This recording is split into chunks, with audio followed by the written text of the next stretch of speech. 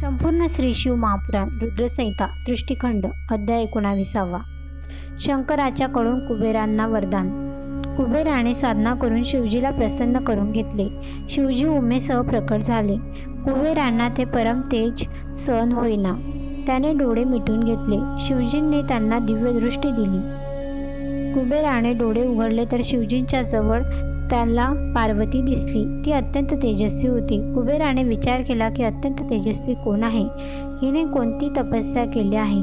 तो उमेकडे सदैव पाहू लागला आणि त्याचा डावा डोळा फुटला.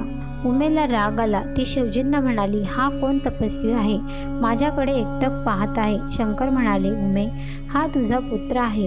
हा दुष्ट विचाराने तुझ्याकडे पाहत नसून तुझे तप किती श्रेष्ठ आहे याचा तो विचार करत आहे. महादेव यज्ञदत्ताच्या पुत्रास म्हणाले, तुला मी वर देत आहे.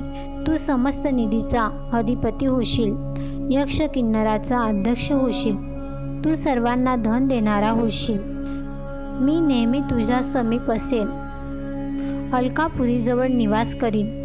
ही तुझी माता उमा आहे. हिला नमस्कार कर. उमेला नमस्कार केला आणि उमेने आशीर्वाद दिला.